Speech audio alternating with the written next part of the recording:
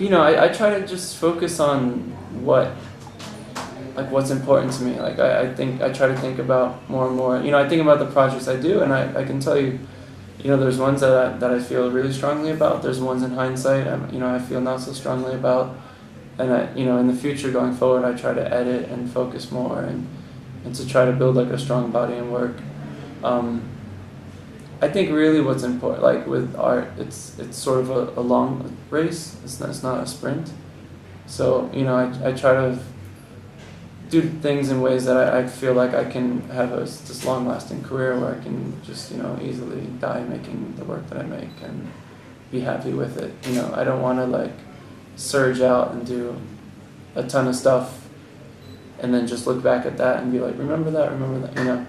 I want to just like keep trying to figure out ways to do new bodies of work that are important to me.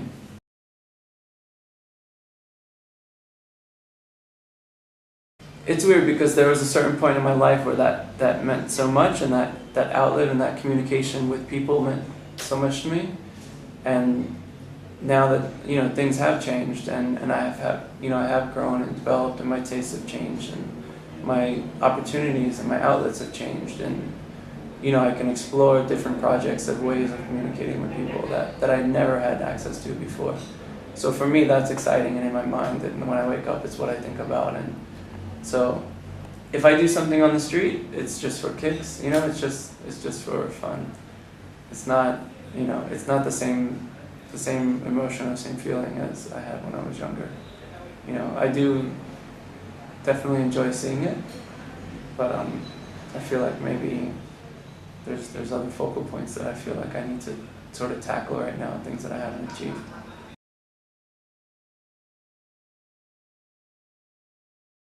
There's a few projects coming up, and next month I'm doing a project in Hong Kong.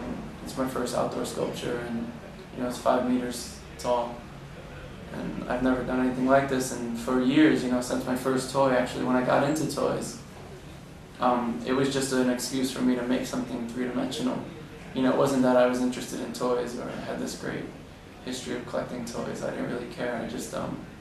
I wanted to make an object, and I always thought about making like sort of larger outdoor objects. So this is the first of that, and I hope it's only the first. I hope it opens up more opportunities to do these sort of things. I love the idea of people walking or getting to be this scale and walk around something.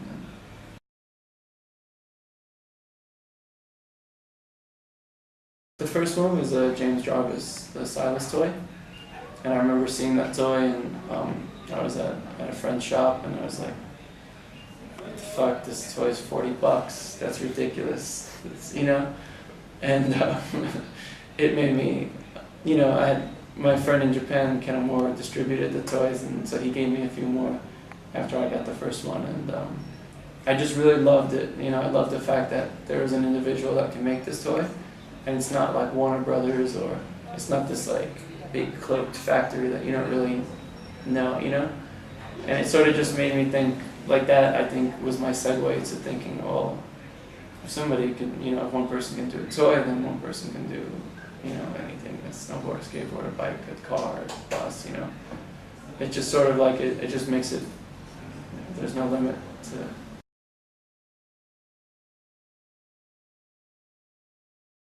As I learned more about it, there's a catch to making these small edition toys. There's a price of production, and it's not like, you're not a Warner Brothers. You're not making 15,000 units.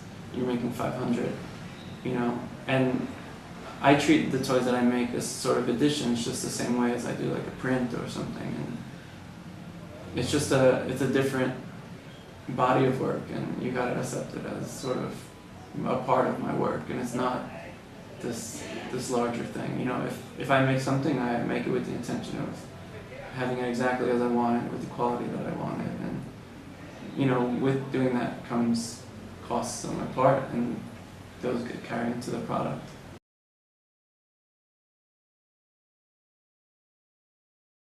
I hope to. I really do hope to. It's like everything, it takes time.